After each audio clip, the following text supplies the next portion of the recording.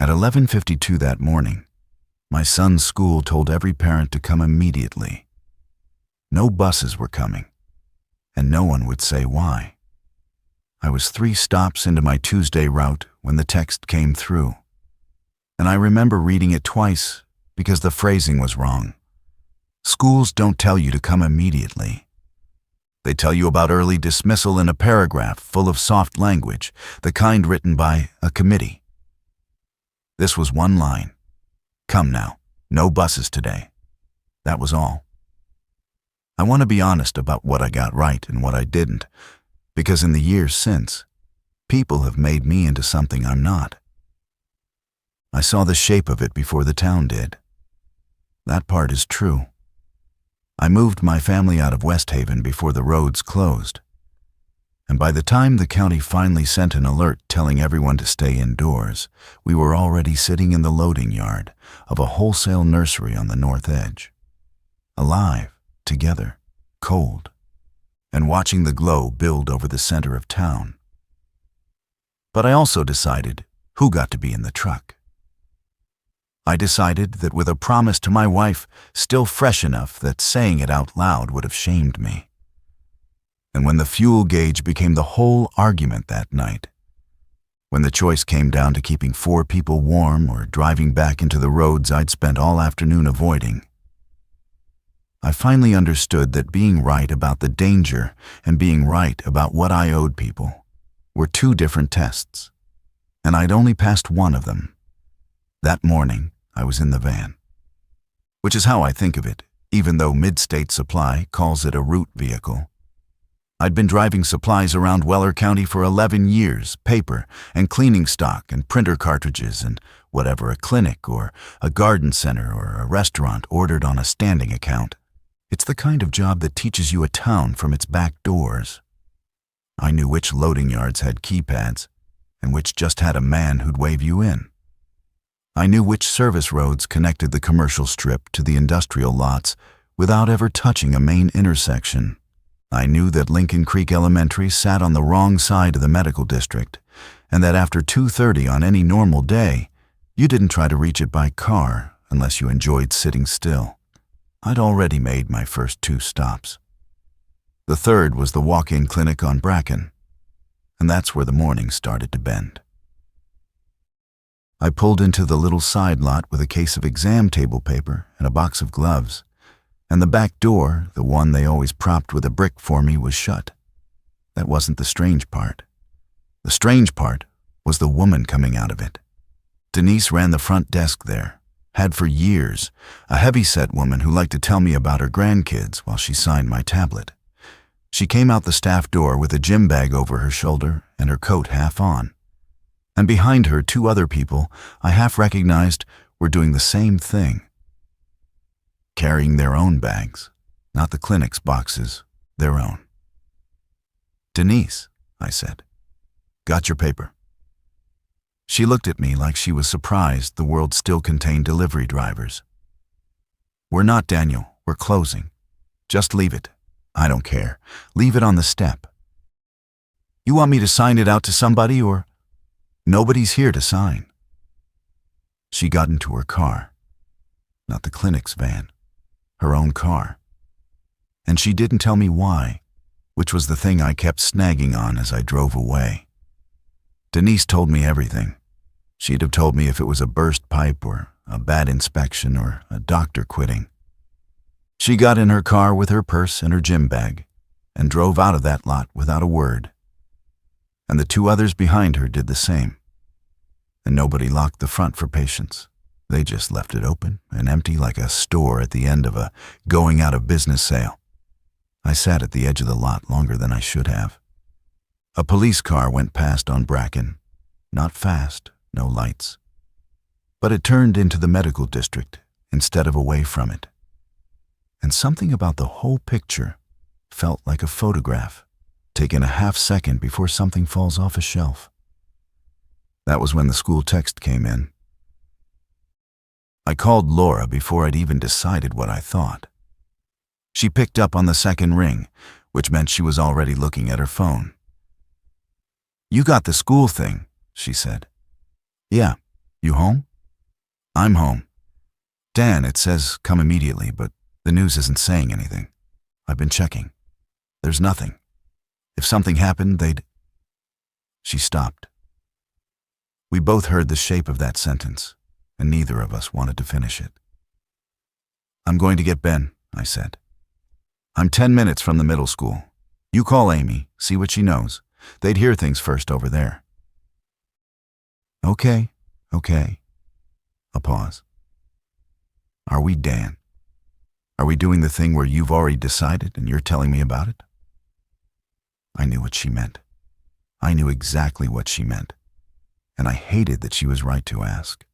18 months before, there'd been a rumor about a tanker that overturned on the county road east of us. Something about a chemical, something about the wind. It came through a group text and a guy at the depot who knew a guy, and I'd taken it and run. I pulled Ben out of school in the middle of the day. I drove us to a motel 2 towns over and paid for 2 nights we couldn't spare, and sat there feeling like the only sane man in the state, while Laura kept telling me the county hadn't said anything.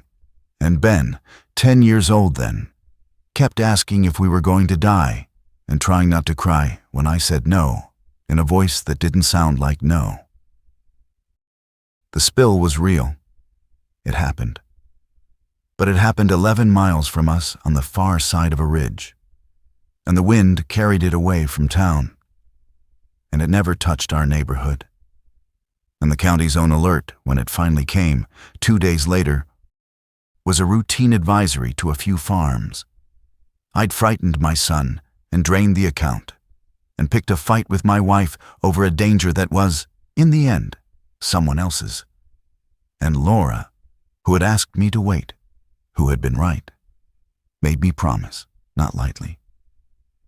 She sat across the kitchen table and said, in a flat voice worse than yelling, that she would not do that again, that the next time something like it came, we would decide together, that she could handle almost anything except me deciding for the family and calling it protecting them. I'd promised. I'd meant it. Laura, I said now, into the phone, in the clinic lot with the doors standing open behind me. I'm not doing that. I'm getting Ben because a school told every parent to come. That's not me. That's them. Okay, she said again. And I could hear her deciding to trust it. I'll call Amy. Go get our son. The middle school pickup loop was a mess by the time I got there, which almost reassured me because a mess is normal. Cars nosed in 3 deep where 2 was the limit. A pair of teachers in reflective vests were trying to run the loop the way they did on a rainy day, waving people forward, calling names into radios. Parents leaned out of windows. Somebody 2 cars back was leaning on their horn, like that had ever helped anything. But underneath the normal, there was the other thing. The teachers weren't answering questions. A father in a work shirt got out of his truck and walked up to one of the vests, and I watched the vest just shake her head. Not unkindly, just, no, I can't. And point him back to his truck. Kids were coming out fast, faster than usual, in loose knots instead of grade lines. Some of them clutching backpacks they hadn't packed properly, coats trailing. No buses idling along the far curb where the buses always were. That empty stretch of curb bothered me more than anything. A middle school without its buses looks amputated. I saw Ben before he saw me. He was standing near the flagpole with a boy I didn't know, both of them scanning the cars. And he had that particular stillness he gets when he's trying to look older than he is. 12 years old and already learning to read a room. I pulled as close as I could and leaned on the horn once, just once. And I remember being annoyed at myself, even for that. Some instinct already telling me noise was going to matter. And he spotted the van and came at a jog. He climbed in and pulled the door shut and said, "They didn't tell us anything." "I know, bud." Mr. Alvarez was on his phone and he wasn't even trying to hide it. And they let the 6th graders out first, which they never do. He held out a folded piece of paper. They gave us these. It's not even signed. I took it at a red light I shouldn't have stopped for. It was a photocopy, crooked on the page, the kind you get when someone's slamming originals on the glass in a hurry. Early dismissal. Students released to parent or guardian.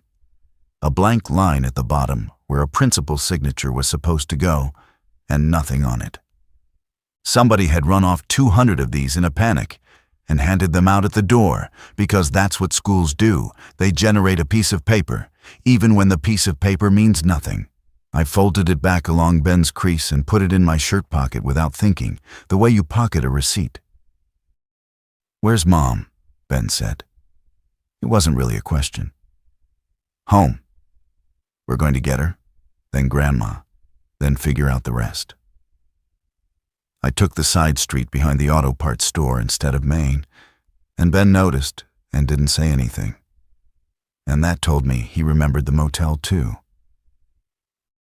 My phone rang through the van's speaker. Laura.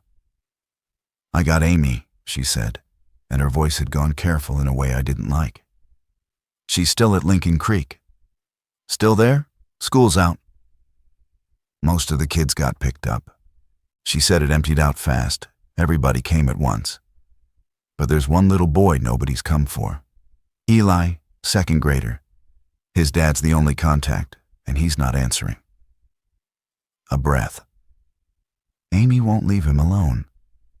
She says a couple of the other staff are still there, and the office is calling the emergency contacts, and she figures somebody official will come take over." She sounded fine, Dan. She sounded annoyed more than scared. That was Amy exactly. Laura's younger sister, 38, a classroom aide who'd found the one job that let her be responsible for something all day, which was the things she was best at and the things she used, sometimes like a shield. Amy and I had a long, low-grade thing between us that had never once become a fight. She thought I confused taking control with taking responsibility. She'd never put it that cleanly, but I'd heard the edges of it for years, at Thanksgivings and after the motel especially. She'd said something then about how it must be nice to always know what everyone else should do. I hadn't forgotten it. "Did you tell her about the clinic?" I said. "About the buses?" "I told her something's wrong. She said she'd heard sirens, but this is Westhaven. There's always sirens somewhere." Laura's voice dropped. "Dan, I want to go get her." "We will," I said. And I believed it when I said it. That's important to me, that you understand I believed it. Get everybody in one place, then we go. Lincoln Creek's across the whole medical district, though. Let's do Ben and your mom first. They're close, then Amy. "Okay." She didn't like the order. I could hear it. But she said okay. Marge lived in a small brick ranch on Delford. 10 minutes from us, a widow of 6 years who'd had her right knee replaced in the spring and still hated the cane she used outside the house. When we pulled up, she was already on the porch, which meant Laura had called ahead, and she had a canvas bag over her shoulder and her good coat on, and she was standing with the cane planted like a flagpole, watching the street. Laura had ridden with me from our place. We'd left her car in the driveway, which turned out to matter, though not in the way you'd hope. She got out and went up to help her mother, and Marge waved her off, then let herself be helped down the 2 porch steps anyway, which was the whole story of Marge in one motion. "What's in the bag, Mom?" Laura said. "My pills, the good flashlight, a jar of the peaches, and the pictures from the hall." Marge got into the middle bench next to Ben, slower than she wanted, wincing when the knee took the wrong angle. I didn't know what we were doing, so I brought what I couldn't replace. "Where's your sister?" The question landed in the van like a dropped plate. "She's at the school," Laura said. "There's a kid nobody picked up. You know how she is." I know exactly how she is. Marge looked out the window at her own house drifting away behind us. She'll stand in that building until somebody comes. She thinks leaving is the same as failing. She said it without warmth and without judgment, the way you'd report weather. You'd better go get her then, because nobody's coming. That was Marge's contribution, and I dismissed it at the time as a mother's opinion of her daughter. It was actually the truest thing anyone said all day. Nobody was coming. Not for Eli's family, not for the school, not for the clinic on Bracken. The whole apparatus that was supposed to come was already in its own cars with its own gym bags, driving away from the center of town. And I had watched it happen and hadn't let myself finish the thought. The radio, when I turned it on, was worse than silence. The local station had a man reading something about road conditions. Avoid the area around Regional. Avoid 6th Street. Emergency crews are asking residents to... And then a gap, a long one, 3 or 4 seconds of nothing. And then a different voice, a woman, saying they'd continue after a short break. And then music, a cheerful old song about summertime. I turned it off. That was weird, Ben said quietly. Yeah, I said. I want to be careful here about what I understood and when. I did not think, at any point that afternoon, the word that people use now. I thought hospital riot. I thought some kind of contamination, a gas, a spill for real this time. I thought maybe a bad drug going around. People out of their minds. Violent. I'd heard the word sick from Amy through Laura. And I'd seen a police car turn toward a district everyone else was leaving. And I'd seen people abandon a workplace, mid-task. And my mind built the most ordinary large disaster it could. Because that's what a mind does. It reaches for the biggest thing it already knows. We came to the corner of Delford and Ash, where you'd normally cut over to reach the crosstown road, and I stopped. Not for a light. There was a line of cars ahead, stopped and passed them, at the mouth of the road that would take us toward the medical district and Lincoln Creek beyond it. I could see the traffic wasn't moving at all. It was worse than not moving. Some of it was pointed the wrong way. A minivan was up on the median with its doors open. And there were people, this is the part I keep returning to, people among the cars who were not moving like people in traffic move. People in traffic pace and lean and check their phones. These figures were moving between the cars in a loose scatter, unsteady, drawn toward the ones that still had engines running. Toward a car 3 ahead of us, where a man was leaning on his horn. Dan, Laura said, I see it. The man laid on the horn again, long. And I watched 3 of the figures turn toward the sound at once and start toward his car with a kind of terrible, clumsy purpose. And the man stopped honking and threw his car into reverse and clipped the car behind him, and everyone started backing up at once. And it became, in about 4 seconds, the thing I'd been half seeing all day, up close, undeniable. Back up, Laura said. Dan, back up. I was already doing it. I reversed us out of the mouth of Ash and swung around into a side street I knew went behind the strip mall, my hands doing the driving while the rest of me caught up. In the mirror, I saw the man's car finally break free and lurch backward and away. And I saw the figures lose interest in the emptying street and drift back toward the running engines. They went toward the noise. That was the first pattern I saw clearly, and it held all night. The horn, the engine, the shouting. They didn't track us when we went quiet. They came apart into individuals with no idea where we'd gone. We sat in that side street a moment, engine idling low, all of us breathing. That's the road to Lincoln Creek, Laura said. Her voice was very level, which is how she gets when she's scared and doesn't want Ben to hear it. Amy's on the other side of that. I know. There's another way. 6th Street. The radio said avoid 6th. I was thinking now, fast, the map of the whole town laying itself out the way it does when I'm working out a delivery around a closure. Every route to Lincoln Creek ran through or beside the medical district because that's how the town was built. The hospital at the center like a hub, and the roads spoking out from it. To reach Amy, I would have to drive us toward the exact place everyone with a gym bag had been driving away from. And the way back out the way to anywhere safe ran the opposite direction entirely. North, toward the edge of town, toward the industrial lots and the agricultural businesses past them, toward, I realized as I sat there, Northline. I made the decision in the side street behind the strip mall, and I made it fast, and I told myself the speed was clarity. I've had a year to know it was also fear. We can't get to her, I said. Not by any road that isn't through that. I nodded at the mess of Ash Street behind us. And if we try, and we get stuck in it, we lose the only way out too. Then it's all of us in there, instead of her. So we call her, Laura said. We tell her to come to us. She's got the school aides.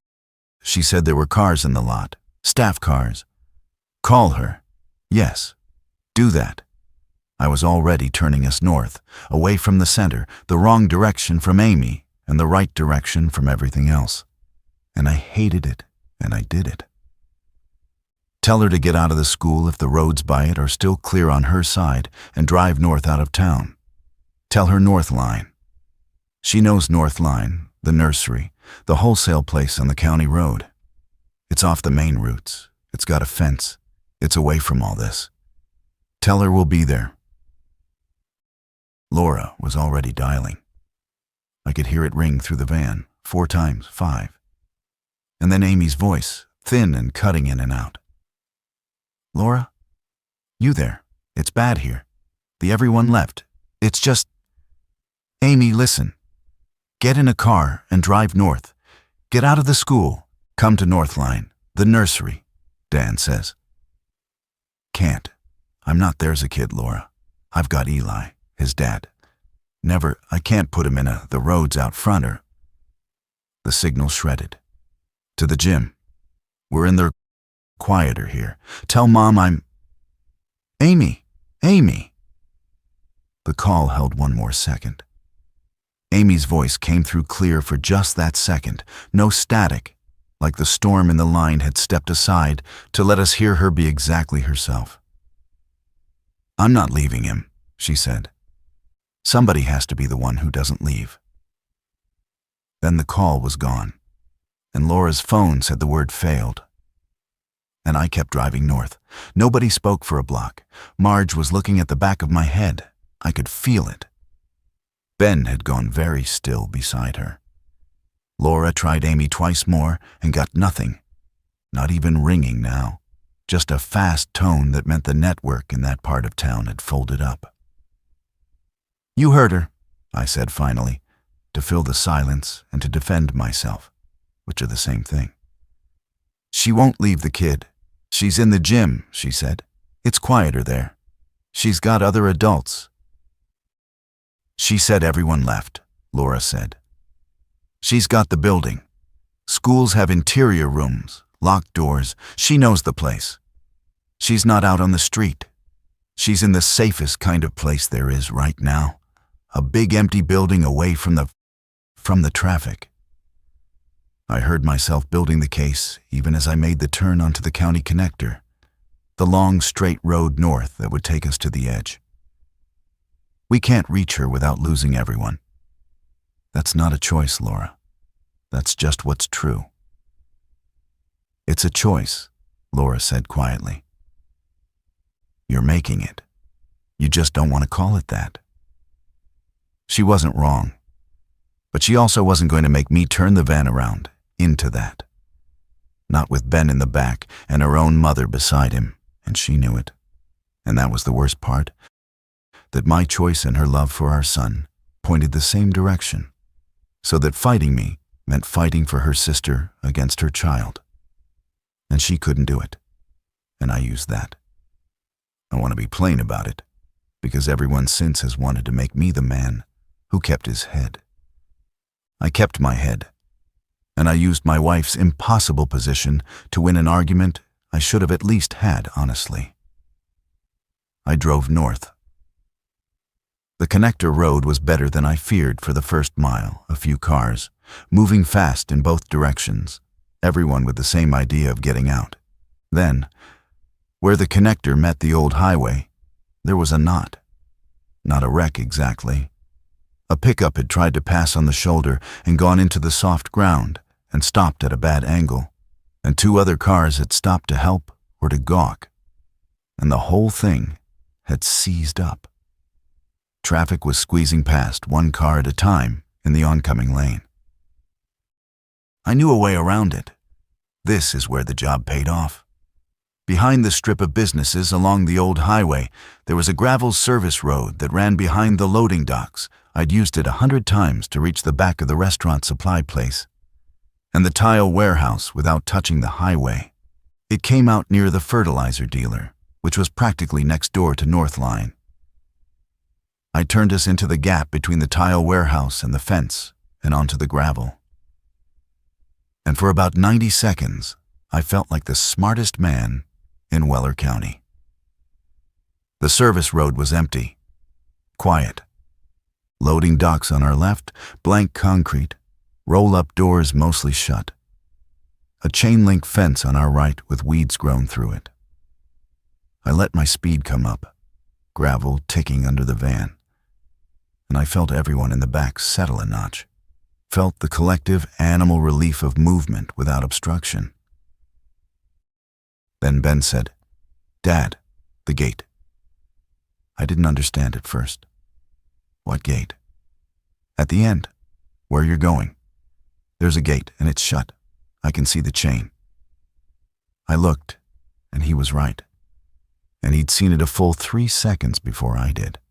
From the middle bench, through the windshield past my shoulder, the service road ran up to a swing gate at the far end where it met the fertilizer dealer's lot. And the gate was closed and chained. A thick chain looped through the frame, and there was no way through it and no room to turn a full van around without a 5-point effort in a narrow gravel lane. I stopped. The dust we'd raised drifted forward past us and hung in the cold gray light. "They close it after hours sometimes," I said. I forgot they.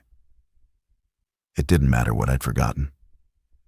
What mattered was that my one clever shortcut had put us in a channel with a locked gate ahead and the seized highway behind, in a van we couldn't easily turn, and that the only way out now was to reverse the whole length of the service road blind, or to find another way through, and that either one would take noise and time. "Can we cut it?" Marge said. "The chain." "With what, Mom?" Laura said. "I've got bolt cutters in the back," I said. And I did not for anything dramatic, just because a delivery van accumulates tools and I was out of the driver's seat and around to the rear doors before I'd finished the sentence, because moving felt better than thinking. That was my mistake, though it wasn't the worst one of the day.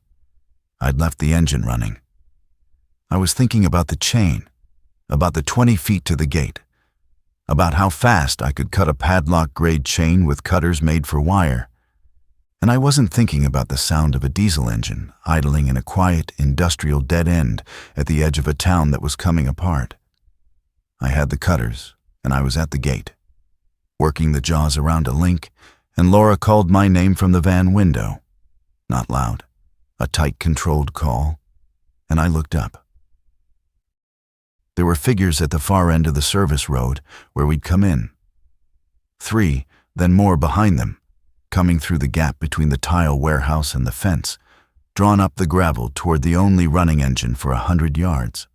They moved the way the ones on Ash Street had moved, not fast, not coordinated, but without hesitation and without stopping, That awful, patient forward drift. They weren't running. They didn't need to run. We were in a channel with a locked gate. I want to say I stayed calm. I mostly did. In the way you're calm when there's exactly one thing to do and no time to feel anything about it. The chain was old, and the link I'd chosen was pitted with rust, and I put my whole weight into the cutters and felt them bite, and then stop, half through, the steel too thick. And I repositioned to the pin of the padlock instead, which was thinner. And Laura had gotten out and was standing at the front of the van, with her mother's cane in her hand, of all things. And Ben's face was white in the window, and Marge had rolled her window down and was saying something I couldn't hear. The padlock pin sheared. The chain dropped. I hauled the gate open, threw the cutters into the weeds, and ran back to the van. And Laura was already back in the passenger seat. And I dropped into the driver's seat and put it in gear and drove us through the open gate into the fertilizer dealer's lot, with the figures maybe 40 feet behind us and losing ground the moment we moved, because they went toward the engine and the engine was leaving them. "They came for the noise," Marge said from the back, breathing hard. "Same as at the street. You leave the engine running, they come." "I know," I said. "I know that now." We came out of the fertilizer lot onto the last stretch of county road, and there, a quarter-mile up on the right, behind its long, high fence, was Northline.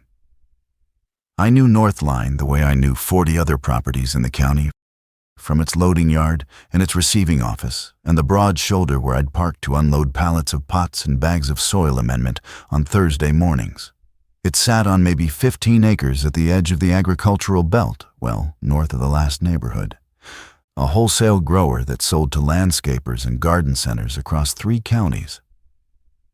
A tall chain-link perimeter, taller than most, topped in places with the kind of angled wire that says we've been robbed before. A main vehicle gate on rollers, a second gate for trucks at the receiving end. Long ranks of greenhouses, some glass, most the arched plastic kind, filmed and gray in the cold. A metal potting warehouse, a cluster of big black rain storage tanks that caught runoff off the greenhouse roofs. A small staff building where I'd signed for deliveries 100 times. 1 story, a couple of offices, and a break room and a bathroom. Rows of stored materials, pallets of pavers, bags of mulch stacked head high, racks of empty pots that broke the yard up into aisles and corners and blind spots. The main gate was open. That worried me and helped me at once. It meant no one had locked up, which meant no one was here, which meant no one to tell us to leave and no one to help us either. I pulled us in and rolled the gate shut behind us.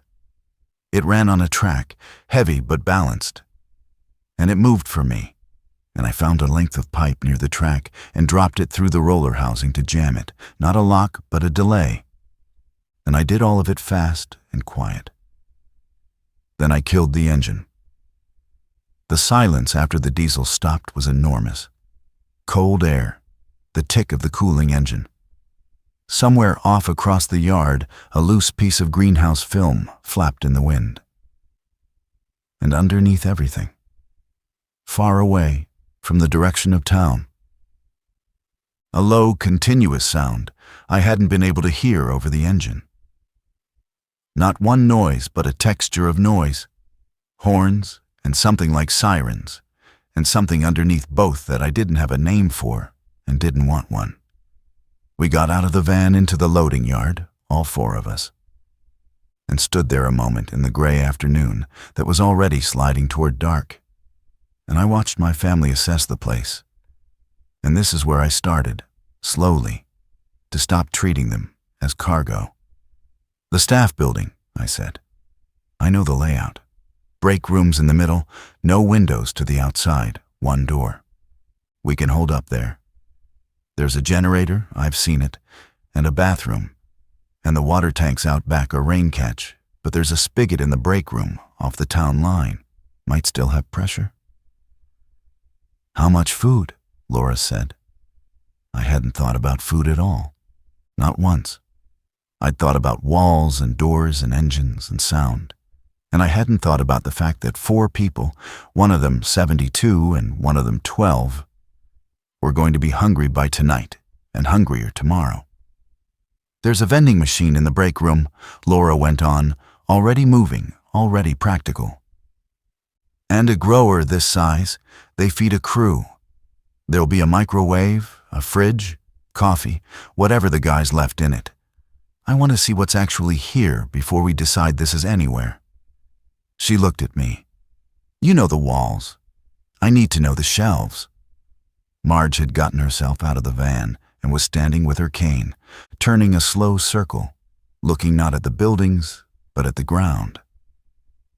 "This is all gravel, and it's going to freeze tonight," she said. "That door to the staff building is there a step?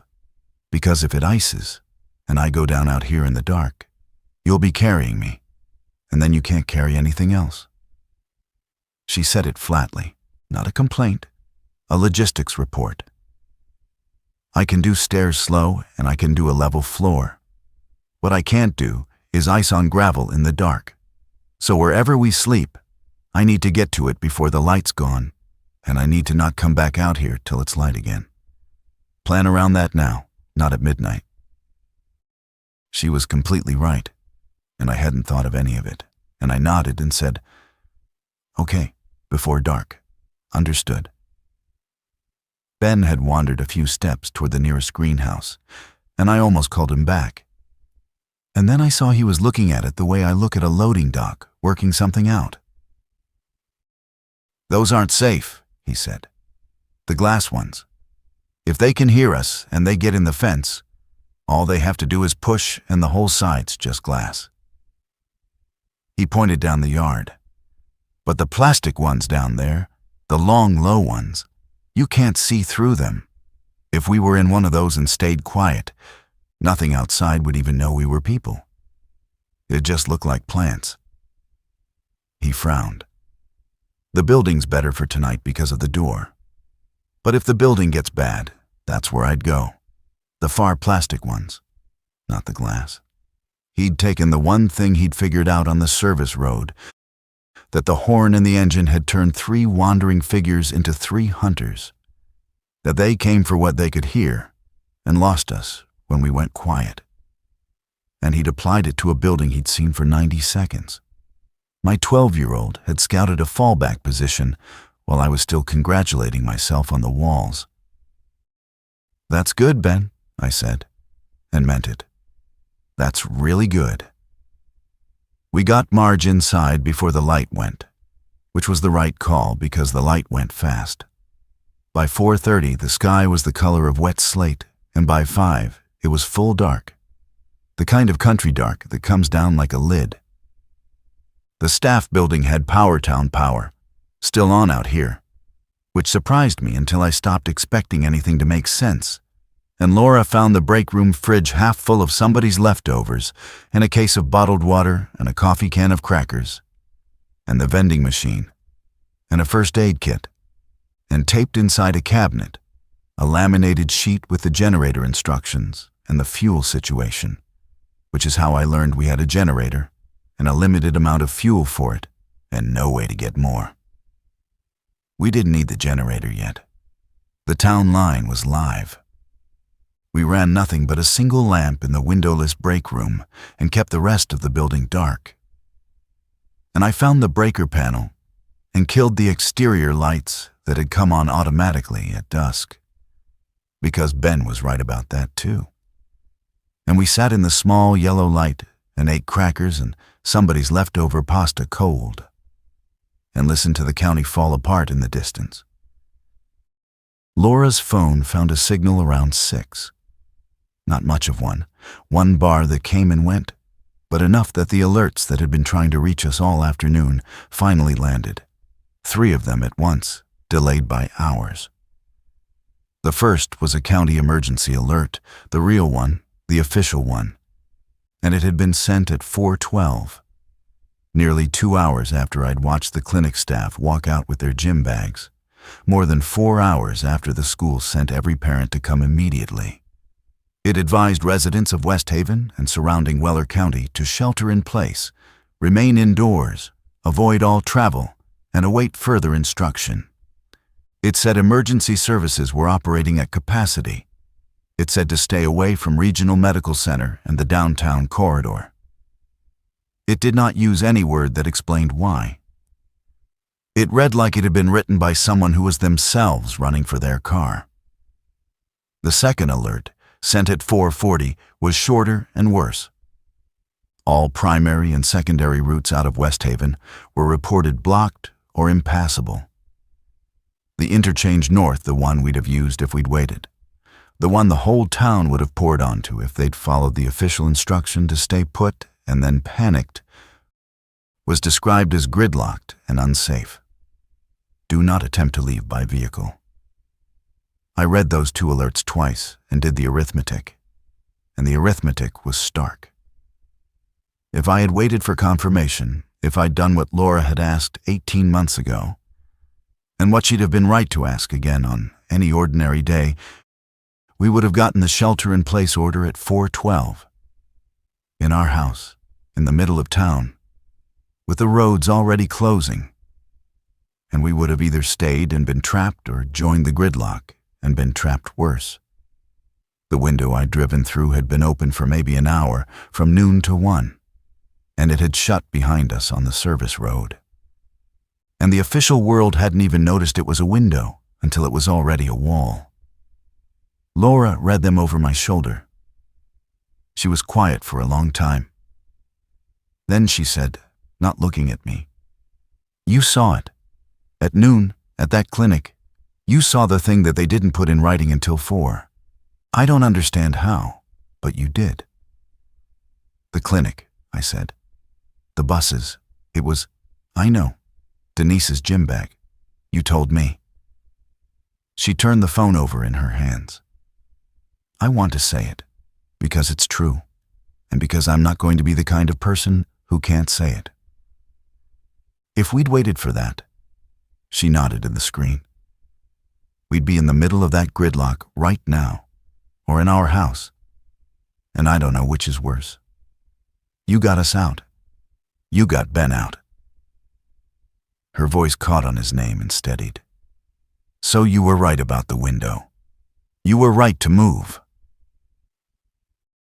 I felt the thing I'd been waiting 18 months to feel, and it lasted about 4 seconds, because she wasn't finished.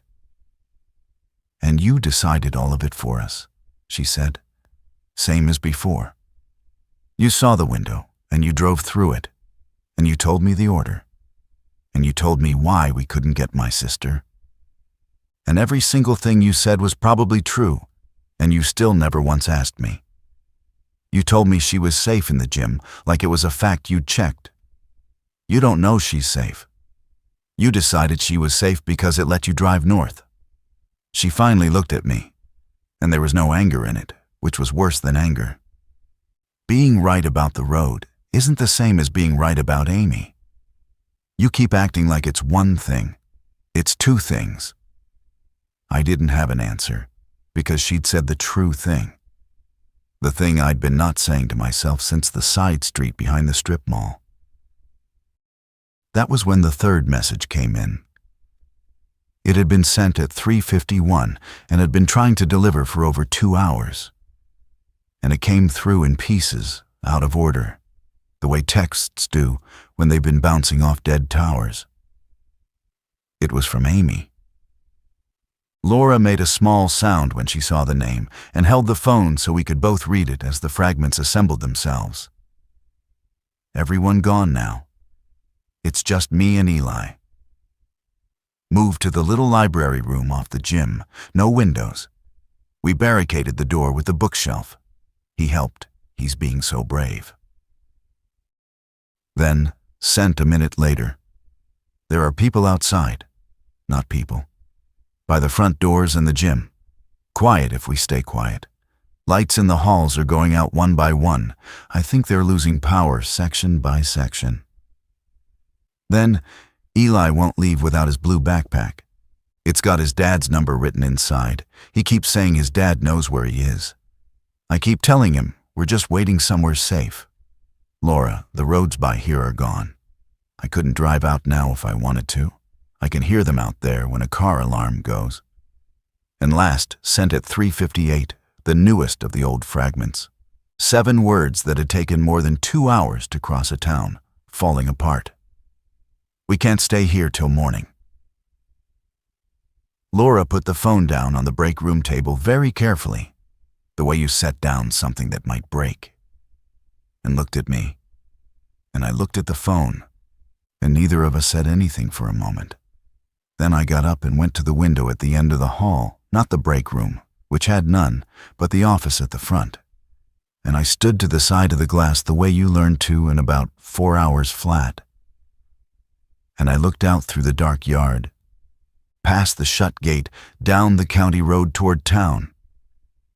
And I could see it now, the glow. Not fire exactly, not yet. Emergency lights, headlights, the accumulated light of a town's worth of stopped cars and failing power, all of it pooled and smeared under the low clouds so the whole southern sky had a dull orange underlight. And against it, closer, the black shapes of the greenhouses, and beyond the fence, the empty county road running back into all of that.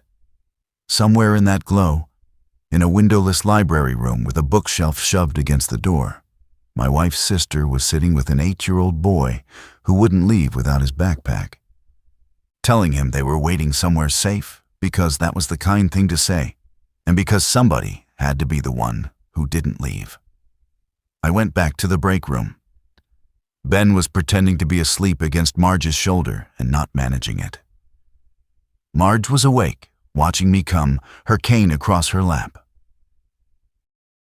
"The generator," I said, and I heard my own voice come out flat and careful, the way Laura's did when she was scared. "The town line's still on now, but it won't last. When it goes, that fuel is what keeps the heat in the one lamp and lets us charge the phones so we can hear anybody who's still out there. It's not a lot. It's enough for us, here, for a couple of nights, if we're careful. If we're really careful." "Or," Laura said, "or it's enough fuel in the van to get to Lincoln Creek and back. Once, maybe. If the roads let me, which they won't, which the alert says they won't. And if I burn it going to town, and I get stuck, or I make it back and the van's empty, then it's 4 people in a cold building with no way to run anything, and no way to leave, and no way to get to a doctor if your mother's knee goes, or Ben gets sick." I sat down. "It can't be both. That's the whole thing. It's the refuge, or it's the road. It can't be both." "You keep saying what it can't be," Laura said. "I heard you say she was safe in the gym. Now the phone says she left the gym, she barricaded a door, she can hear them outside, and she doesn't think she can make it to morning. You were sure. You were sure enough to drive north on it. So which is it? Is she safe, or did you just need her to be?" Marge said quietly from the corner. "She'll stay with that boy, no matter what happens. You already know that. She told you herself somebody has to be the one who doesn't leave. So the only question in this room is whether that's you too, or whether it's only her." I didn't answer. I reached up without deciding to and touched my shirt pocket. And my fingers found the folded paper there, and I took it out the crooked photocopy, early dismissal, students released to parent or guardian, the blank line at the bottom where a name was supposed to go and no name ever went. Ben's slip, the one I'd pocketed at a red light without thinking, hours and a whole world ago, when the worst thing I could imagine was being wrong again. I unfolded it on the break room table under the single lamp and smoothed the crease with my thumb. And I looked at the empty signature line. And then at Laura's phone lying dark beside it with Amy's 7 words still on it under the black glass. And then, through the doorway, at the shape of the van in the dark yard, and past it at the shut gate and the road running back toward the glow. The gauge in that van had gotten us here. It had been more than enough to prove I understood the danger. What was left in it now was just enough to be a question I didn't want, and small enough that the question only had one shape: which 4 people the fuel was for. "You already burned it getting us here," Laura said.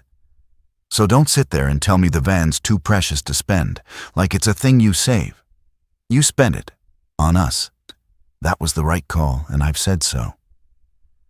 She put her hand flat on the table beside the phone. "You just don't get to spend it on us, and then decide there's not enough left for her. Not when the reason there's not enough is that you drove the other direction." I said the true things. I said them because they were true and because I was afraid. And I've stopped pretending those two came from separate places. I said the roads were officially closed now. Closed by an alert that had taken 4 hours to catch up with what I'd seen at noon. Which meant they were worse now than at 1 o'clock, not better.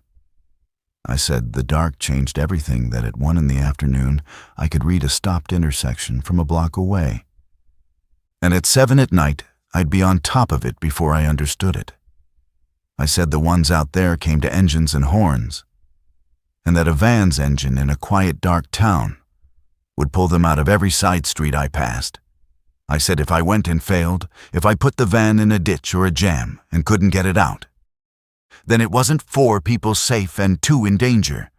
It was 6 people in danger, and nobody left with a way to move. I said Marge couldn't do a cold building with no power and no way to a doctor, and that the fuel that might reach Amy was the same fuel that kept the heat on for a 72-year-old woman with a knee that was still healing. "I'm not trying to leave her," I said.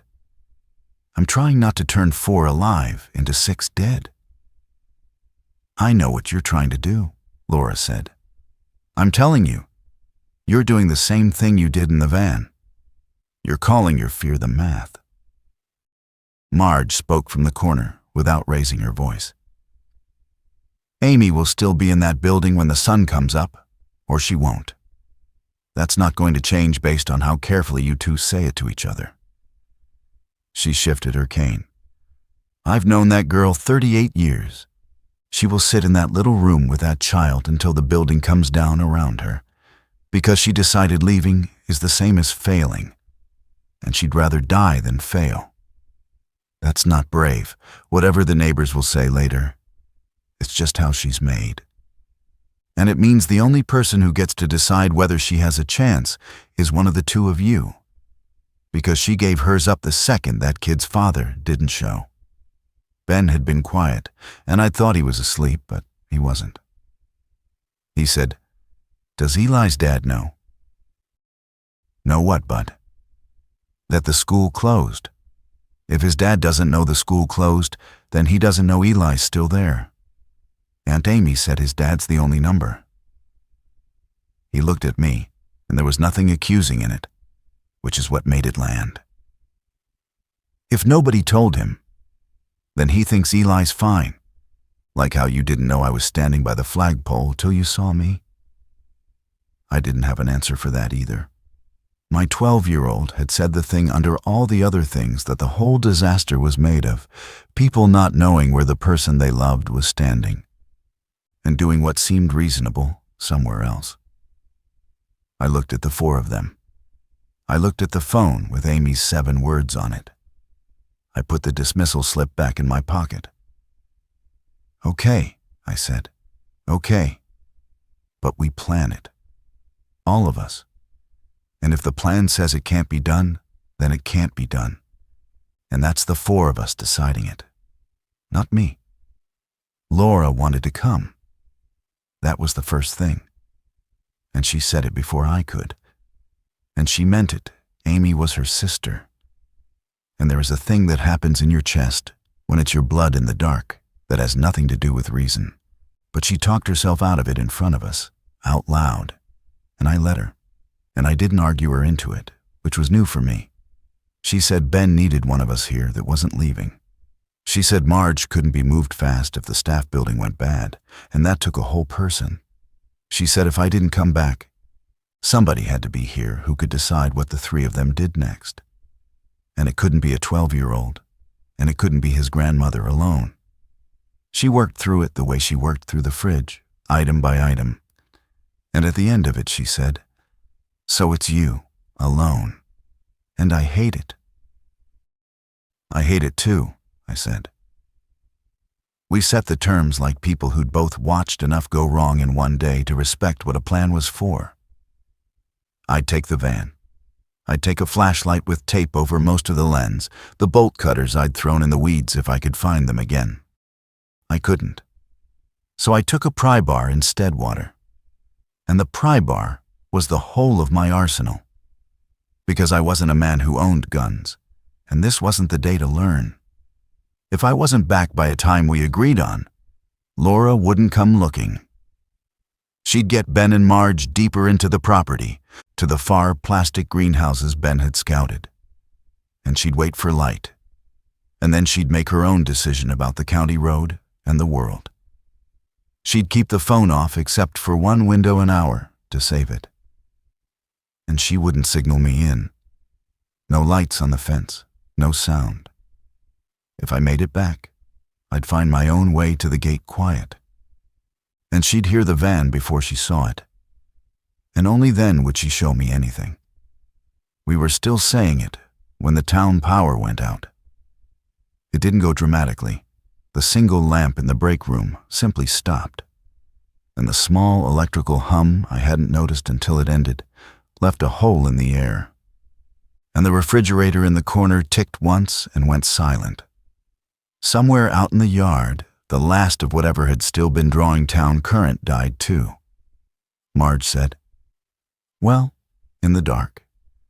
And Laura found the good flashlight from Marge's canvas bag by feel and switched it on pointed at the floor. Now the generator wasn't a backup. It was the only thing between us and a cold night with no light and no way to charge a phone. And its fuel was the same tank of possibility I was about to drive into town. I mean that literally. That every mile I spent was a night the four of them didn't get to be warm. Laura and I looked at each other over the flashlight, and neither of us said it.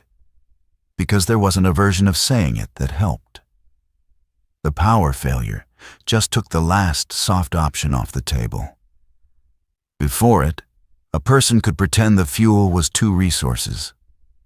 After it, it was plainly one, and it was small. "Run the generator as little as you can stand," I said. "Cold's survivable. Noise isn't if it draws them up the road." I looked at Marge. "I'm sorry." "Don't be sorry," Marge said. "Be quick." I left Northline a little after 7:30 into a dark I have never fully described to anyone, because there's no way to say country dark with a town burning under the clouds that doesn't sound like a made-up thing. I kept my headlights off for the first stretch and drove by the dull orange underlight off the low cloud, which was enough on the straight county road and nowhere near enough anywhere else. The van's engine, which I'd stopped hearing all my working life, was suddenly the loudest object in the world. I drove slow. Slow is quieter, and slow gives you the extra half-second. And I had learned the price of the extra half-second on a gravel service road that afternoon.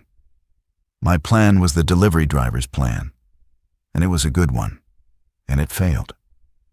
I meant to come at Lincoln Creek from behind, the way I'd approached 40 loading docks, by cutting off the county road onto the industrial strip, and then following the service lane that ran behind the little commercial row, the print shop, the tire place, the wholesale bakery, and out the far end onto Verlin, which fed the back of the elementary school's staff lot without ever touching the medical corridor. I could have driven it in my sleep in daylight in the old world. The old world was 3 hours gone.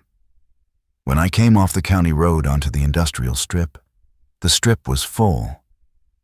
Not with traffic, with the stopped remains of traffic, cars at angles, doors open, One delivery box truck slewed across 2 lanes with its cargo door rolled up and empty. And among all of it, the movement I'd been driving toward and away from all day. More of it here than I'd seen anywhere. Because this was where the people fleeing the center had bottlenecked and stopped and become, one by one, part of what they were running from. I understood it in a second. The same jam the 440 alert had described, but closer and hours older, and no longer a jam of the living. My back route ran straight into the middle of it. I killed my thought about the pry bar being enough for anything. Backed the van into the mouth of the strip, slow and quiet, with my foot barely on the pedal, and got out of there before the movement found the engine. So I sat on the shoulder of the county road in the dark and did the thing I hadn't let myself do in 18 months, which was change a decision after making it and not treat the change as failure. Verlin was gone. The medical corridor was worse than gone. That left the low-way, Amy's side of the school, the residential edge, the streets behind the little houses that backed up to the school's playfields. I knew those only broadly. I'd delivered to a home daycare on one of them once, years back. I knew the school sat low behind a chain-link fence at the end of a dead-end street called, I thought, Harmon. And that the playfield gate was the kind you could get a person through even if you couldn't get a van.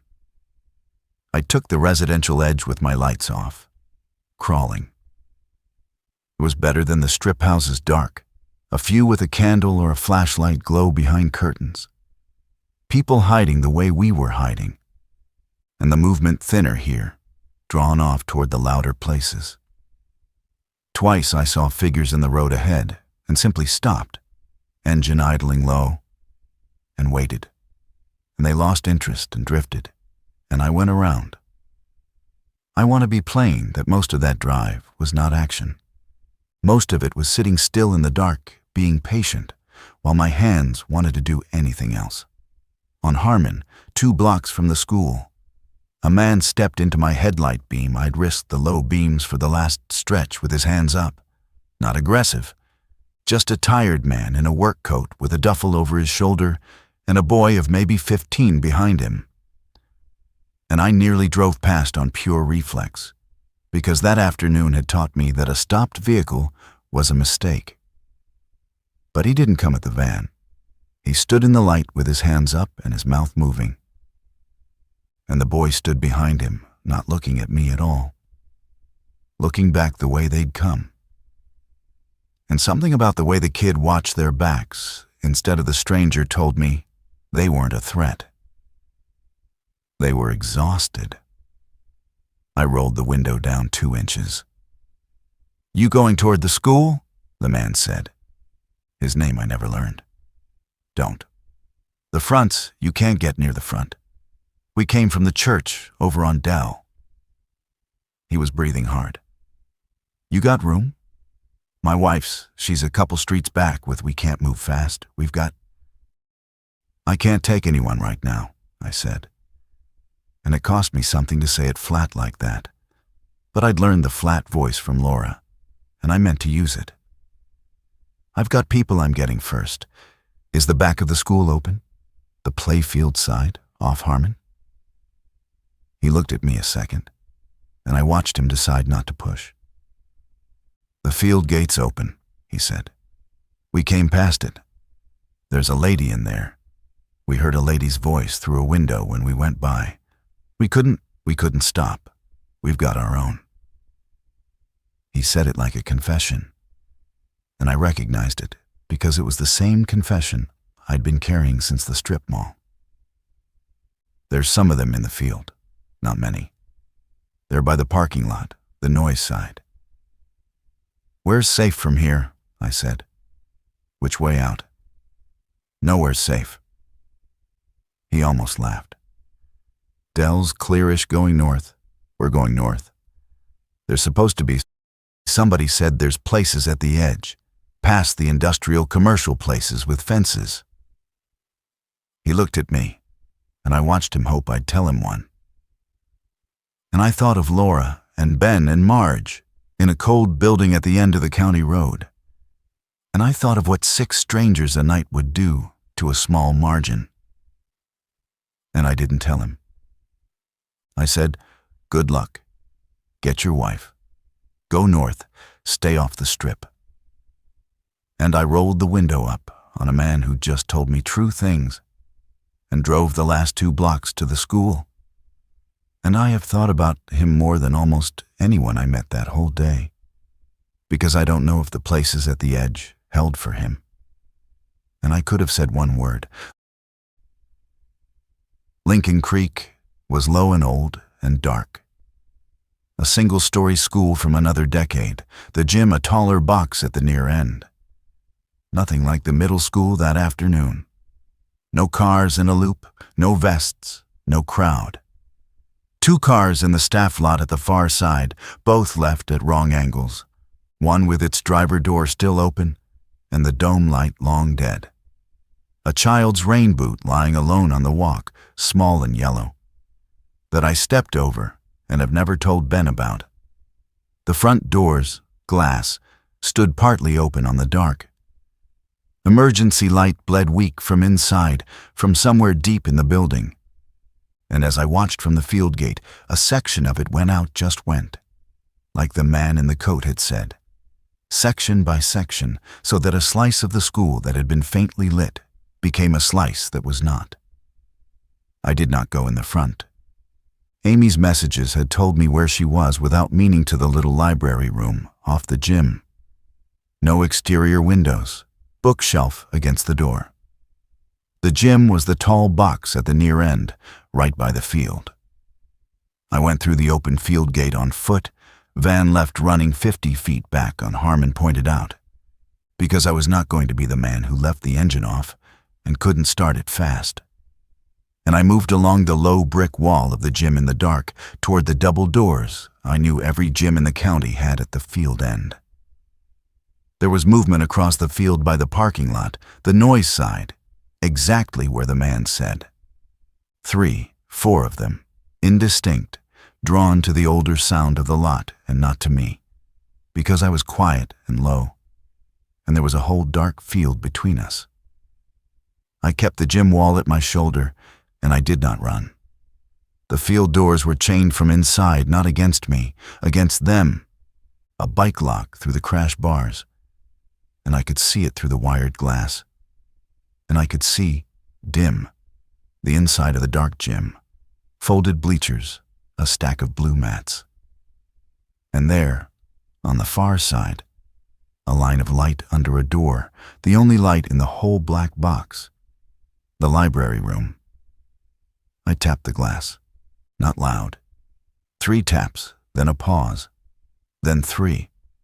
The way you knock when you're afraid of what's on the other side and more afraid of what's behind you. The line of light under the far door broke feet, moving across it, and then a small flashlight came on inside the gym, pointed down and moved toward me low and careful. And behind the wired glass, a face resolved out of the dark. And it was Amy. And she was alive. And she looked at me through the glass with an expression I will not flatten into one word, because it was relief and fury and exhaustion and something that wasn't glad to see me at all at once. She didn't unlock the door right away. She looked at me through the glass and then past me, out at the field, counting the movement the way I'd counted it. And then she held up one finger, wait, and disappeared, and came back with a small boy holding a blue backpack against his chest with both arms. And only then did she work the bike lock off the crash bar, slow, so the chain wouldn't ring, and ease the door open just enough. "You came in the field?" she said low. Not hello. "Good. Front's full." She looked at me. "Where's Laura?" "Northline, with Ben and your mom, safe." I kept my voice to hers. "The roads out are closed, Amy. Officially, hours ago. We got out at noon. I came back because your last message said you couldn't hold till morning, and I..." I stopped, because the true sentence was ugly, and she deserved it. Because I decided you were fine when I drove north, and I didn't check. And you weren't. And that's on me. Amy looked at me a long second. The boy behind her watched me the way Ben had said he would, trusting her, wary of me, the strange adult who'd appeared in the dark. Eli. He had the backpack clutched like it was the last solid thing in the world. Yeah, Amy said. Just that. Not cruel. She wasn't going to pretend it hadn't happened, and she wasn't going to spend the seconds we had making me feel it. Okay. Eli, this is Ben's dad, Daniel.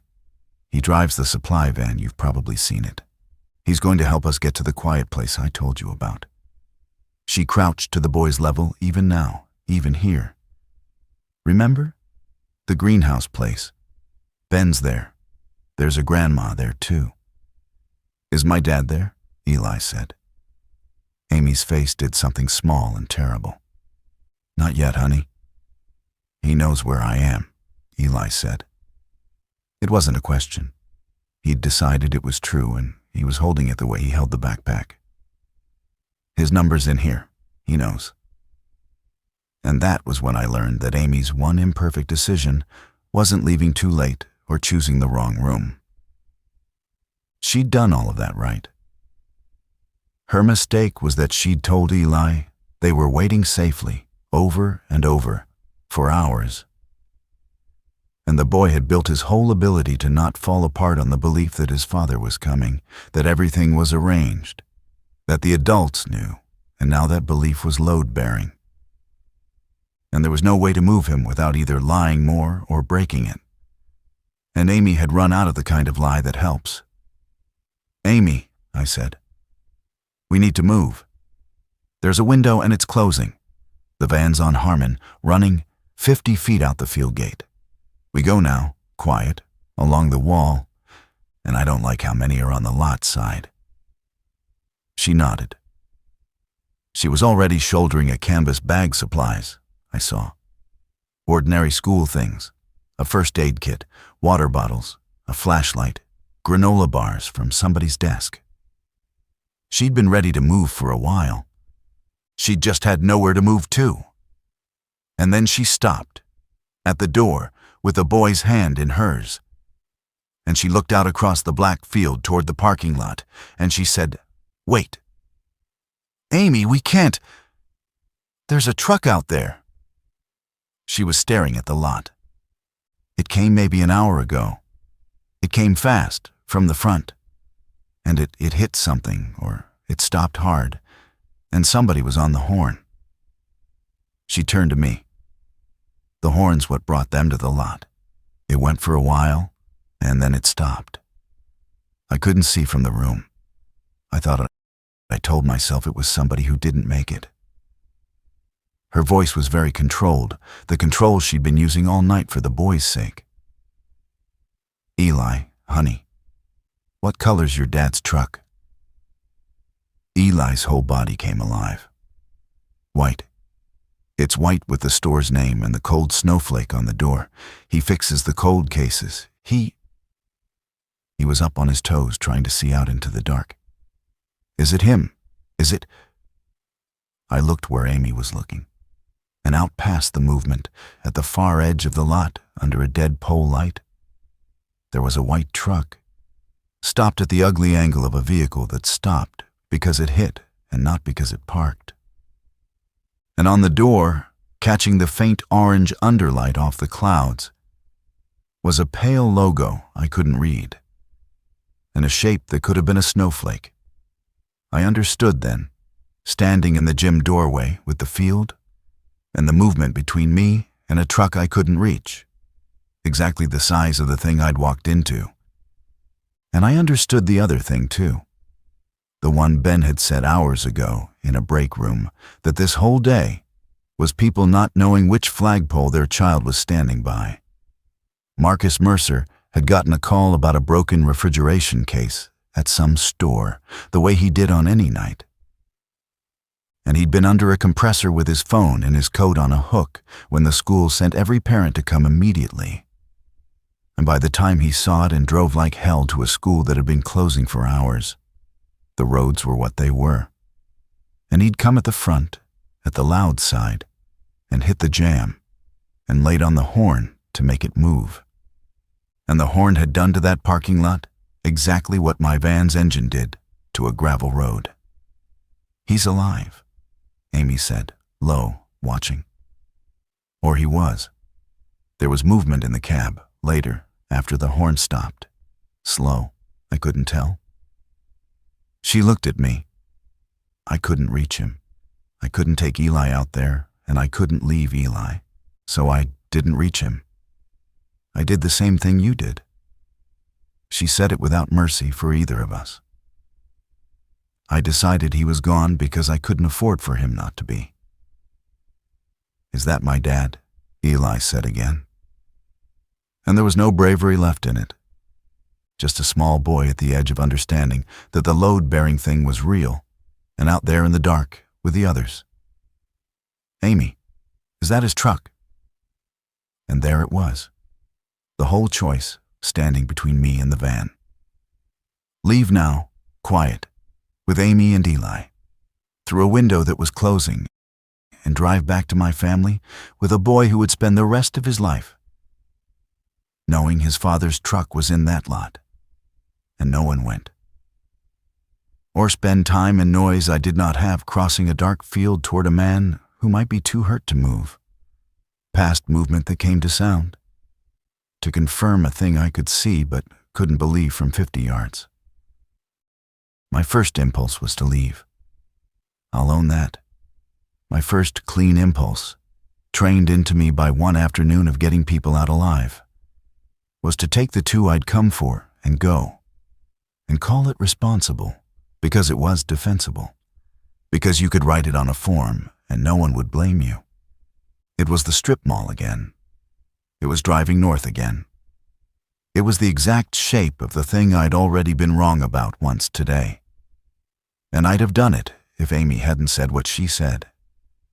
"If it's his father," Amy said, "and we don't even look, then we're the same as the roads. We're the alert that comes at 4. She didn't raise her voice. Eli was right there. "I'm not telling you it's smart. I'm telling you I can't get in your van and drive away from a father who came for his kid without knowing. And neither can you.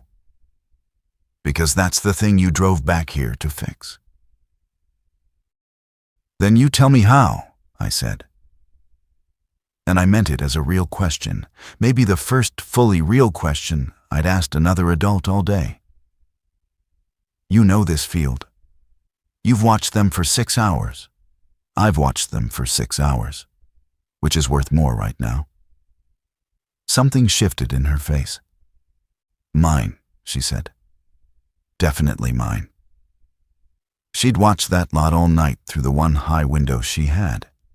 She knew the movement pooled at the lot's near corner by the dead pole light, drawn there by the horn, and now milling with nothing new to pull them. The truck was at the far corner, across the lot. And between the truck and us was the open field, dark and quiet. And if we went low along the field's far fence line instead of straight across, we'd come up on the truck from the side away from the movement, from the dark side, and the pole light corner was 40 yards off, and they were slow, and they came to sound. "Eli stays with the van," I said. "Not out here." "Eli comes," Amy said, "because if I leave Eli in a running van 50 feet away, and one of them hears the engine, and he panics and honks or opens the door, we lose him, and the van both. He stays with me, holding my hand, silent. And I mean silent. And he's better at silent than any adult I've met tonight." She crouched to him again. "Eli, we're going to go get a look at that truck, quiet like the library, quieter. You hold my hand, and you don't make one sound no matter what you see. And if I squeeze your hand twice, you drop down flat and you stay down. Can you do the library game one more time? Eli nodded. He was shaking. He didn't make a sound. Amy was right. He was better at it than I was. We crossed the field along the far fence, 3 of us low and slow, Amy leading because she knew the ground, me at the back with a pry bar I hoped I wouldn't use, Eli in the middle with his backpack still on, and Amy's hand crushed in his. It took a long time. It was the longest 400 feet of my life, and almost nothing happened in it. Which is the truth about that kind of danger. It's mostly not happening. Stretched thin enough to scream. The pole light corner stayed pooled and milling. Twice one of them turned our way, and Amy squeezed twice, and we went down in the dead grass and waited. And it turned back, and we got up and went on. The white truck came up out of the dark, and it was Marcus's. The logo readable now. The Cold Case Company. The Snowflake. The driver's door was crumpled where he'd hit the car ahead. And in the cab, slumped against the wheel but upright, was a man moving, barely, turning his head at the small sound of us. And I saw his eyes catch the little taped-down flashlight and go wide with the particular terror of a man who spent an hour not knowing if the thing approaching his window is human. And Amy put her face to the glass and said, low and clear, "Marcus, it's Amy Holt from Eli's school. Eli's right here. He's safe. Don't yell." Marcus Mercer put his hand flat against the inside of the glass, and Eli put his small hand flat against the outside, and neither of them said a word. And that was the reunion. A father and son with a truck window and an inch of air between them and 40 yards of the dead behind them. Both of them silent, because silence was the only thing keeping them alive. I have seen people do braver-looking things. I've never seen anything braver. His leg was pinned. The crumple of the door had folded the panel into the footwell against his shin, and he couldn't get it free. And he'd been trying for an hour and had torn his hands doing it and gone quiet when he understood that struggling made noise. Not a graphic thing, a trapped thing. A man's leg held by a bent piece of a truck. I got the pry bar into the gap, and Amy held the flashlight, and Eli held his father's hand through the window, and we worked the panel back quiet, slow, a fraction at a time, stopping every time the metal wanted to shriek. And it took long minutes, and the pole light corner never quite noticed. And then his leg came free, and he nearly cried out from the blood coming back into it, and bit it down to nothing. He couldn't walk right. That was the cost we brought back with us, a man who could stand and limp with an arm over a shoulder, but couldn't run, couldn't go low and fast, couldn't do the field the way we'd done it, coming. And by the time we had him out of the truck and standing, the pole light corner had begun, slowly, to notice the new small sounds of 4 people instead of 3, and to drift, and the window Amy had found for us was closing from the other end. "Not the way we came," Amy said. She was under Marcus's arm, taking weight, and she was doing the thing I should have been doing all day, which was reading the ground and telling me what she saw instead of waiting for me to announce it. "The field gate's too far with him. There's a service door on the gym's far end, by the boiler. Staff use it. It comes out on the Harmon side, close to where you said the van is. Shorter, fewer of them that side." She looked at me. "You get us to the door. I know the door." Her knowledge of that school beat my knowledge of the county, and I let it. And I followed a classroom aide's directions through the dark. And it was the right call. And I knew it was the right call while it was happening. Which is not a thing I'd have been able to do that morning. We went along the gym's back wall to a plain steel door I'd never once noticed in 11 years of deliveries.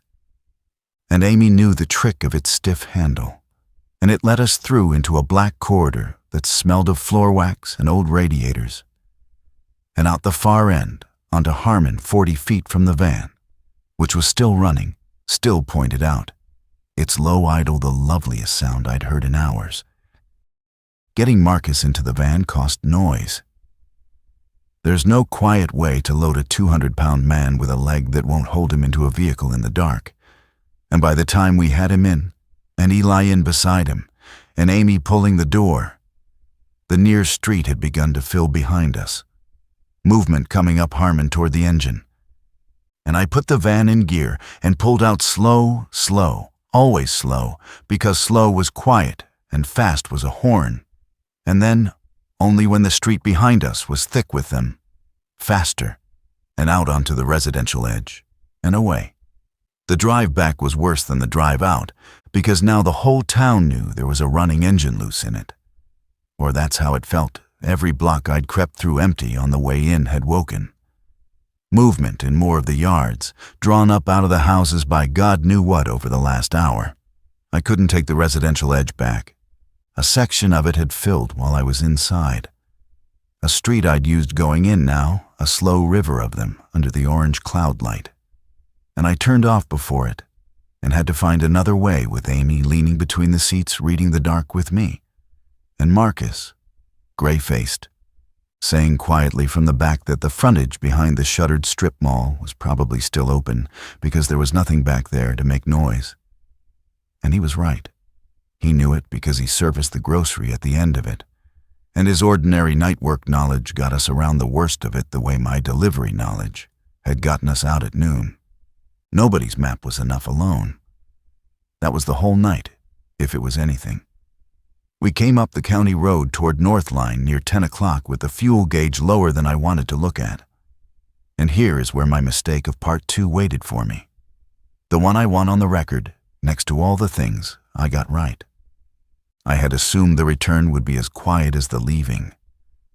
I had assumed the gate would hold, and the property would still be hidden, and I'd slip back in the way I'd slipped out. But a van's engine on a dead silent county road at 10 at night carries in a way it doesn't at 7:30, when the world still got some ordinary noise in it, and by 10 the world had none. And I heard my own engine come back to me off the greenhouses from a quarter-mile out, and understood that anything on that road had heard it too. Coming and going, twice now. Laura kept her word. No light on the fence, no sound. She'd heard the van the way we'd planned, and only then did she show me a single narrow slice of the good flashlight. Low, at the gate, for 2 seconds, enough to find the roller and no more. But 2 seconds of light on a fence at the edge of a dark town is a beacon to more than the man it's meant for.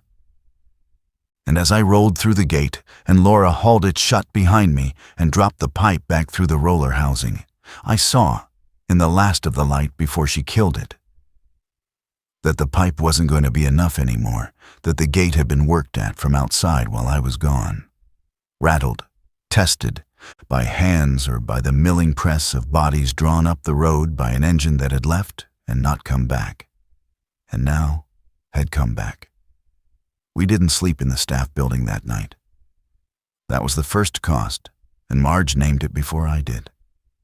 She'd been thinking about it the whole time I was gone, sitting in the dark with Ben. And when I came through the door with Amy and a limping stranger and a boy with a blue backpack, she didn't waste time on the reunion.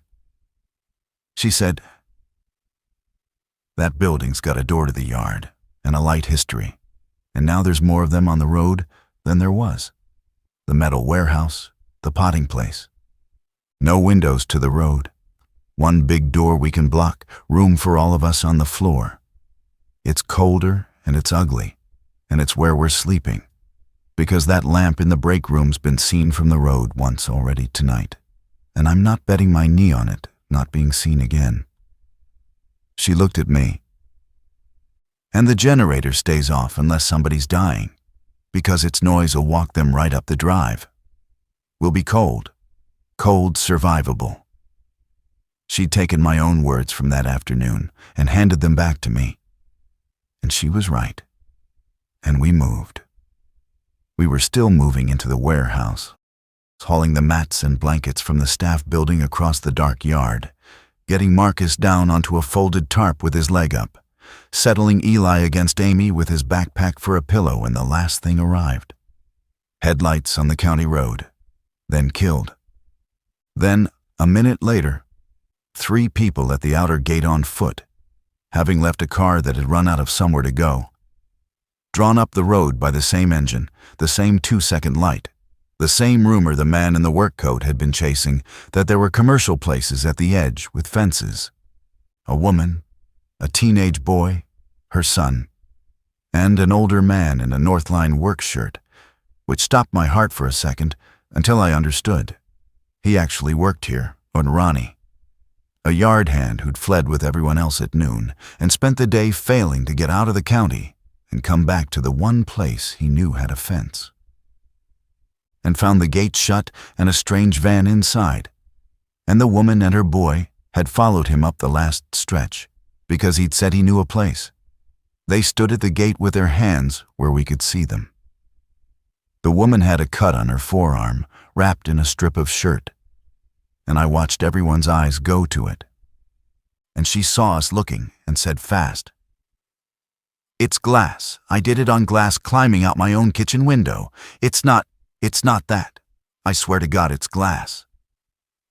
And she was probably telling the truth, and there was no way on earth to be sure.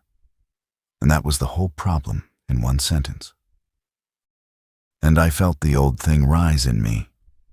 The calculation, the flat voice getting ready to say, "We're full." The arithmetic of a small margin made smaller 4 had become 7 with the people I'd chosen. And 7 and 3 was 10. And 10 people in a cold warehouse on a small tank of fuel and 1 van's worth of food was not a number that worked. And I could have said it, and it would have been defensible, and I'd have written it on a form, and no one would have blamed me. I got as far as opening my mouth. And then I closed it, and I turned around, and I looked at the 6 people behind me in the dark of the warehouse door. And I said, "This isn't mine to call alone. I've thought a lot about why that was the moment. It wasn't that I'd become a better man in 3 hours. It was that I'd watched Amy read a field better than I could, and watched Marge name the warehouse before I did, and watched Ben see a gate 3 seconds before me and hear the whole disaster in a question about a phone number, and watched Marcus find us a way around the strip out of grocery store knowledge. And I had finally run out of the belief that being the one who saw the danger first made me the one who got to decide who lived in it. So I asked. We decided it fast because there wasn't time to decide it slow, but we decided it together, in the warehouse doorway, in low voices, with the 3 of them still standing at the outer gate not knowing. Laura said the thing about Ben and the cut arm, that if it wasn't glass, we'd brought it inside to sleep beside our son. And she said it because it was true and had to be said. And then she said, "But the boy's his age." And she came out her own window. "And if we send them back down that road tonight, we know what's down that road." She'd said the whole shape of it, the compassion and the danger in the same breath, refusing to pretend either one away. Amy said quiet. "I sat in a room all night, deciding a man in a truck was gone because I couldn't afford him to be alive. I'm not doing it twice in one night." That was all she said. It was enough. Marge said she would not have her age spent as a reason to shut a gate, that she was 72, not the deciding vote against a 15-year-old. And that if the worry was mouths to feed, then she'd eat less. She'd already decided it, and nobody was to argue. Marcus, who'd been in our care for 1 hour, said from his tarp, and I respected him for saying it, "More people is less safe for Eli. I know that. I just got him back." He looked at the boy asleep against Amy. "But that woman came out a window for her kid, the same as I drove into a wall for mine. I can't be the man who pulls the gate shut behind my own son and calls it done." He looked at me. "So, I don't know. I'm saying I don't know. But it can't be a no just because it's easier." And Ben didn't make a speech. Ben looked out at the gate and said, "The boy's not holding anything. His hands are empty. If they were going to be a problem, they'd have grabbed something." A 12-year-old's observation. Concrete and small and worth more than any argument, because it was true. And it was the kind of true you could act on. So we let them in. The woman and her son and Ronnie. We let them in knowing the cut might be glass or might not, knowing 3 more bodies made a working number into a not working one, knowing every one of the reasons I'd almost stood at that door and said no. Ronnie knew the warehouse and the property better than I ever had, which turned out to matter. The woman's name was Deb, and the boy was Cole, and the cut was glass, or it was. The days proved it out, though we didn't know that when we opened the gate, and we sat up half that first night with someone watching her, because that was the cost of not being sure, and we'd decided to pay it. We stayed at Northline through that winter and past it, the 10 of us, in the potting warehouse and never again in the staff building, which we stripped for blankets and mats and then left dark and empty as a decoy of a life we weren't living. We never ran the generator except twice, both times for Marge. Once when the cold got into her knee so bad she couldn't stand, and we needed the heat for one night. Once when Marcus's leg went septic looking and we needed light to see what we were doing. And both times we sat rigid listening to it hum. And both times, after, we heard more movement on the road for a day, drawn by the noise, and both times we swore off it again. The rest of the time we were cold. Cold the way you don't forget. We slept in a pile like animals, which is not shameful, it's just true. 10 people and a lot of nursery blankets, and the body heat we made ourselves. Food ran the way food runs when there's a van's worth and a vending machine's worth and whatever a grower's break room holds. And then it ran lower.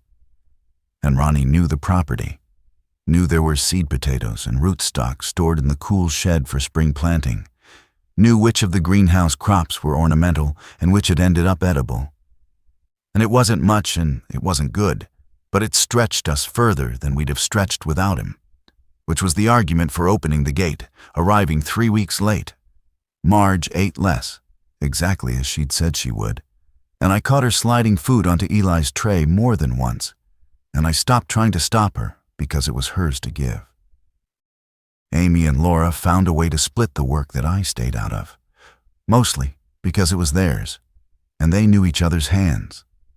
Amy kept Eli and Cole and, on the bad days, Ben, occupied and quiet and schooled after a fashion, because that was what she was made for. And she'd found the one job again that let her be responsible for something.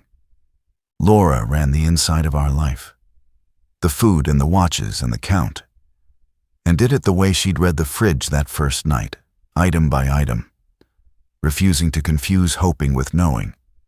She and Amy fought sometimes, sisters' fights, old ones, and I stayed out of those too. Marcus healed slow and wrong. The leg was never right again, and he walked with a hitch after that would be with him for good. He never once solved our power problem, though everyone half expected the refrigeration man to. And I want that on the record too, because he was an ordinary man with ordinary knowledge, and the ordinary knowledge helped where it helped. He kept the cool shed cooling, right? So the seed potatoes lasted. He knew why the one working line of the rain tanks kept airlocking and how to burp it. And it wasn't magic, and it wasn't nothing. Eli kept the blue backpack. He slept on it every night for months. His father's phone number still penciled inside it for a father who was now 6 feet away. And none of us ever suggested he stop. We never got a good answer about Westhaven.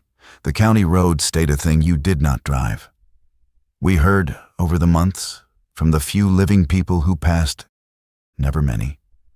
We kept the gate mostly shut, and our own counsel that the center of town had burned some and stood some, that the roads never really opened, that whatever it was had not been cured or explained or ended, only spread thin and gone quiet the way a fire goes quiet without going out.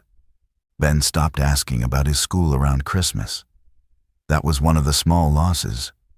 Watching him stop asking. Watching a kid file the whole world he'd come from under a heading he didn't open anymore. The man in the work coat and his wife going north on Dell, I never learned. I still don't. That one stays.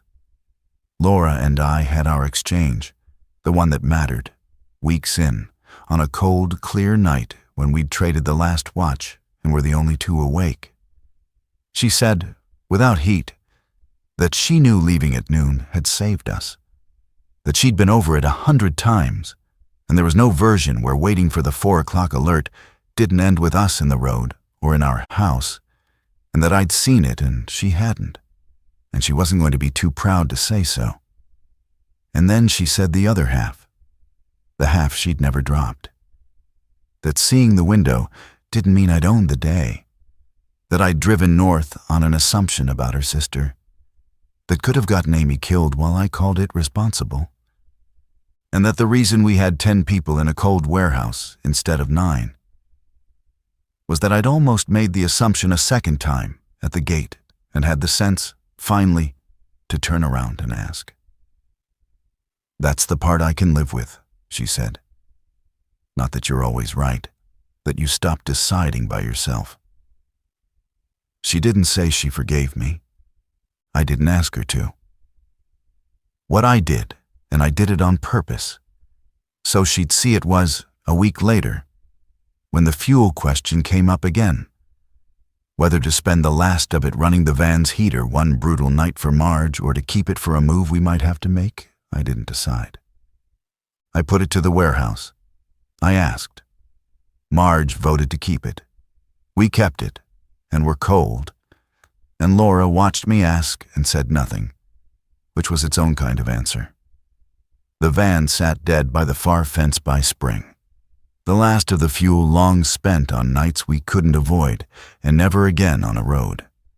In April, I went out to strip it for anything useful, the way you do, and I was going through the glove box and under the seats, and folded into the sun visor with the registration and the insurance card I hadn't looked at since another world, I found the slip, Ben's early dismissal photocopy, the crooked one, the one I'd put in my shirt pocket at a red light and moved to the visor sometime that first week and forgotten. It had gone soft as cloth from the damp and the cold, worn along the crease until the crease was nearly a tear, and the blank line at the bottom where a name was supposed to go was still blank, still unsigned, the way it had come off the copier and the way it would stay. I stood there in the April cold by the dead van, a long time with it in my hand, and I thought about throwing it away, because it was garbage, because it was a photocopy of a document that had never meant anything. An order to come now that no one had signed and no one had explained. I unfolded it and read the 4 printed lines I could still read, and I folded it back along the old crease, careful, so the near tear wouldn't finish tearing. And I carried it inside and put it in the tin box where Laura kept the count and the watch list, up on the shelf where we all could see it, next to the things we decided together.